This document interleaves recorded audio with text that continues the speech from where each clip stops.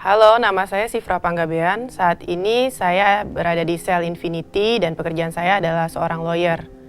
Melalui kesaksian ini saya membagikan kebaikan Tuhan di dalam hidup saya, di mana pada tahun 2020 saya dipercaya oleh klien saya untuk mengurus uji tuntas hukum kepemilikan tanahnya. Dan hasilnya memang tanah klien saya banyak memiliki kekurangan, apalagi sertifikat kepemilikannya berada di developer. Kemudian sejak tahun 2020 sampai 2021 saya menyusun dokumen itu bersama klien saya hingga lengkap. Dan pada akhir 2021 dinyatakan lengkap dan bisa klaim sertifikat di developer. Tetapi ternyata permasalahan klaim sertifikat tidak selesai sampai di sana. Meskipun sudah lengkap, developer menyampaikan ada biaya-biaya yang harus diselesaikan oleh klien saya, mengingat tanah ini tidak diurus sejak tahun 1980 hingga 2022. Klien saya juga menyampaikan ia hanya sanggup untuk menjual apa adanya dan tidak ada biaya untuk membayar pengurusan sertifikat karena begitu mahal, sehingga meminta saya untuk menjualnya as it is bersama-sama dengan dia. Januari hingga September 2022, bermacam-macam pembeli sudah kami temui dan klien saya sudah menawarkan tapi tidak ada satupun yang mau membeli tanah dengan kondisi seperti ini. Dan mereka rata-rata meminta agar selesaikan saja dulu biaya-biaya itu di developer, baru setelah sertifikatnya dipegang, dijual kepada mereka. Dan beberapa teman saya juga mengatakan, ini adalah barang yang sangat sulit untuk dijual, lebih baik Sifra menyerah saja. Hal ini sebenarnya cukup menunjukkan bahwa tanah ini tidak ada masa depan. Kemudian, pada Kamis 8 September, tibalah saatnya saya dihubungi oleh klien saya melalui telepon bahwa ada pembeli yang niat untuk membeli dan meminta saya untuk ikut menjelaskan historis tanah tersebut. Pertemuan segera dilakukan pada besok malamnya. Biasanya ketika pertemuan seperti ini saya akan sangat tergesa-gesa, terburu-buru, ingin merapikan semua agar semua perfect. Tapi kali ini saya tidak memilih melakukan itu. Saya memilih bersama Tuhan, saya diam dan tenang di tempat saya berada. Dan kemudian tidak ada sedikit pun saya berpikir besok bagaimana, surat apa yang harus saya siapkan. Sebenarnya apa yang saya lakukan bukanlah respon yang biasa saya lakukan. Namun kali ini berbeda, saya memiliki kebiasaan yang baru. Setelah menyelesaikan beberapa menit untuk berdiam dan tenang bersama Tuhan, saya mengambil HP dan mengirim pesan WhatsApp ke klien saya.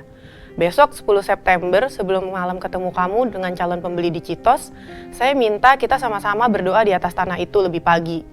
Saat itu tidak ada satupun rasa tergesa-gesa untuk WhatsApp mengenai pembelian, mengenai dokumennya, atau saya bertanya tentang calon pembelinya siapa. Saya hanya terdorong untuk WhatsApp bahwa kita akan datang lebih pagi untuk berdoa di atas tanah itu. Dan klien saya menyetujuinya. Jika mengingat seperti itu bukan saya. Saya yang di dunia kerja tidak seperti itu, apalagi hubungan antara klien dengan lawyer. Itu benar-benar bukan saya, itu adalah saya yang baru. Dan Jumat 9 September pada pagi hari, akhirnya saya dan klien pergi ke tanah tersebut dan berdoa mengucap syukur di atas tanah tersebut. Dan pada malam hari, pertemuan dengan calon pembeli pun dilakukan. Hasilnya sangat tidak sesuai dengan apa yang kami harapkan. Karena calon pembeli mengatakan harga yang ditawarkan 6,5 juta per meter terlalu mahal dan tidak bisa disetujui melihat kondisi-kondisi surat yang begitu aneh, tidak lengkap, ada di developer, dan calon pembeli mengatakan kalaupun dia akan ambil, situasinya harus clean and clear dokumennya dan harganya tidak 6,5 juta per meter tapi 6 juta. Kemudian klien saya bertanya kepada saya, bagaimana ya Bu Sifra? Sepertinya keadaan ini tidak mungkin dilanjutkan, sudah ditawar harga lebih rendah, diminta clean and clear diselesaikan ke developer, saya nggak bisa. Biasanya pada situasi seperti ini, ditekan kanan kiri, saya akan punya reaksi yang reaktif terhadap keadaan. Dengan cara saya akan berusaha menjelaskan kepada semua para pihak agar kembali ke tujuan awal. Tetapi di sini respon saya juga berbeda. Saya berkata dalam hati, Roh Kudus, tolong saya. Dan setelah itu saya sampaikan kepada klien, sudah jangan terlalu pusing. Kita ketemu lagi nanti hari Senin, kita tunggu.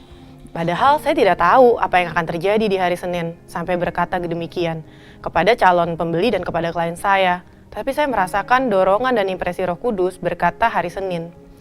Malam hari setelah pertemuan itu dilanjutkan, kami semua pulang dan dengan situasi belum ada kesepakatan. Biasanya selesai rapat yang menggantung begitu saya akan overthinking, apalagi sampai hari Senin tanpa ada keputusan yang jelas. Tapi saat itu saya pulang tidak terburu-buru, tidak overthinking, nggak takut salah, apakah tadi aku salah ngomong, tidak ada rasa itu sama sekali. Saya hanya pulang dan merasakan sangat damai. Seperti sudah ada kesepakatan, padahal belum ada kesepakatan, bahkan harga aja tidak disetujui dan di bawah rata-rata. Esok hari, Minggu 11 September, klien saya menyampaikan via telepon kalau ada calon pembeli baru yang mau bertemu hari Senin, tanggal 12 September pukul 11 siang. Mohon saya siapkan waktu. Namun setelah telepon ditutup, kembali lagi saya menyadari respon saya juga sudah tidak seperti dulu. Saya tidak tergesa-gesa menyiapkan semua dokumen, tetapi memilih mengambil waktu dan diam bersama Tuhan beberapa menit. Tidak ada keinginan saya seperti dulu, harus buru-buru, takut kehilangan momentum. Hampir semua tidak ada, dan jujur sepertinya saya tidak mengenal diri saya sendiri. Saya sadar pada waktu melakukan praktek day by day, Tuhan sudah mengubah diri saya.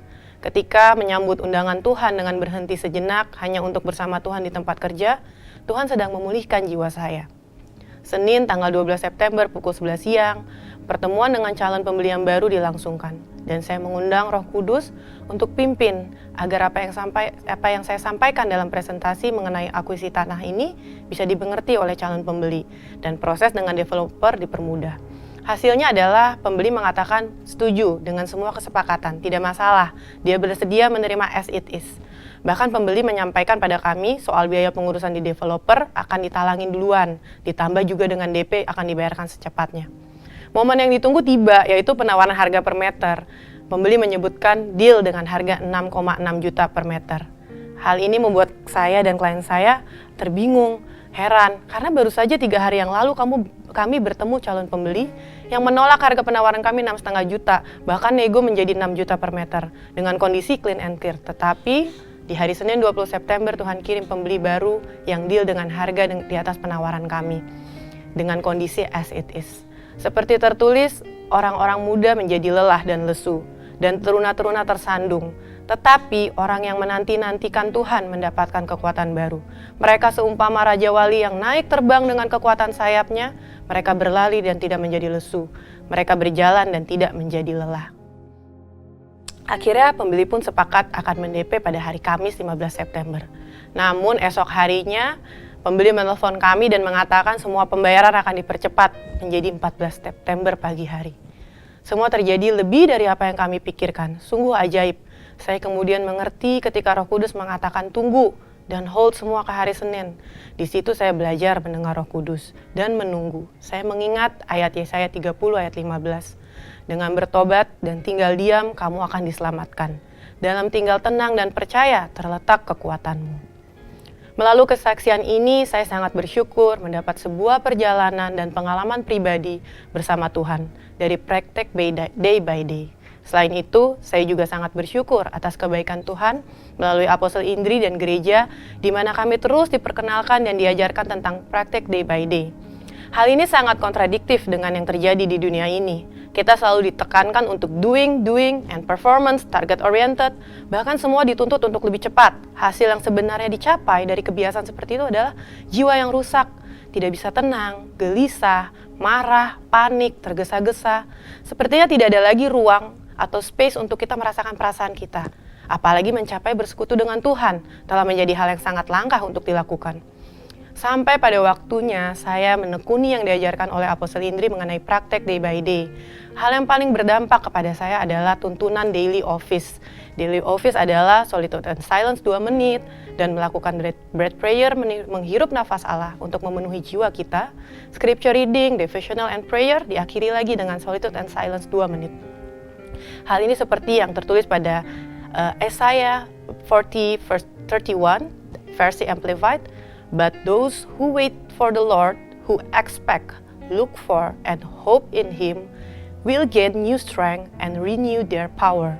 They will lift up their wings and rise up close to God like eagles, rising towards the sun. They will run and not become weary. They will walk and not grow tired. Kita diajarkan bahwa basis dari daily office adalah solitude silence, di mana dengan segala hiruk pikuk yang ada, kita mengambil minimal 2 kali sehari hanya untuk berhenti sejenak, memberikan perhatian kepada Tuhan dengan berkata, Tuhan, ini aku, dan mengizinkan Tuhan bekerja melalui ketenangan dan keheningan, tanpa kita memberikan list permintaan apapun kepada Tuhan, tetapi hanya untuk beristirahat dan bersekutu dalam kasih-Nya. Seperti ada tertulis pada Psalm 37 verse 7, Be still before the Lord and wait patiently for Him. Selama menekuni praktik day by day tersebut, saya menemukan sebuah fakta menarik yang membantu hingga saya memiliki pengertian yang lebih dalam lagi mengenai daily office. Ternyata kebiasaan ini bukan sebuah hal baru dalam kehidupan kekristenan kita. Selama ribuan tahun telah dilakukan oleh Raja Daud serta murid-murid Yesus. Karena office sendiri merupakan bahasa Latin, yaitu memiliki arti bekerja, yakni memberikan waktu secara terstruktur setiap hari dengan sadar dan khusus berhenti sejenak untuk mengingat kehadiran Tuhan bersama kita. Seperti yang tertulis pada Psalm 46 verse 10, Be still and know that I am God. Saya mengalami perjalanan yang indah dengan praktek day by day, serta mengalami jiwa saya diubah dan dipulihkan oleh Tuhan. Saya sungguh menikmati perjalanan sehari-hari bersama Tuhan, tanpa tertekan, terburu-buru, bersaing, berkompetisi, panik, dan ingin semua teratur. Tetapi saya menjadi orang yang lebih tenang dalam berpikir, bertindak, penuh damai dan sukacita. Semua tidak mungkin bisa saya dapatkan dengan menggunakan kekuatan saya sendiri tanpa pertolongan Roh Kudus. Pengalaman ini mengajarkan bahwa kita hidup di dunia yang selalu sibuk menuntut agar kita melakukan sesuatu dulu, baru kita pantas mendapatkan apa yang kita inginkan. Tetapi melalui praktek day by day yang sangat revolusioner, justru pemahaman itu dijungkir balikan. Melalui day by day kita diajarkan bahwa kita tidak perlu berusaha melakukan sesuatu dan berbuat macam-macam untuk mendapat kasih Bapa. Tetapi kita hanya butuh berhenti sejenak dari segala kesibukan kita dan dengan sengaja memberikan waktu kita untuk bersama Tuhan di tempat yang sunyi, dengan tenang dan berdiam. Kita izinkan Tuhan hadir mencurahkan kasih-Nya, bukan hanya 1 kali sehari, tetapi minimal 2 kali per hari. Sama seperti anak kecil yang sedang tidur di pangkuan bapaknya dan siap untuk menerima kasih dari Bapa. Seperti ada tertulis pada Exodus 14, verse 14 till 15, Then the Lord said to Moses, Why are you crying out to me? Tell the Israelites to move on. Saya mengajak kita semua untuk menyambut undangan Tuhan, melakukan praktek day by day setiap hari, minimal 2 kali, agar kita bisa merasakan kasih Tuhan masuk ke dalam jiwa kita dan menyembuhkan luka-luka kita dan memulihkan jiwa kita.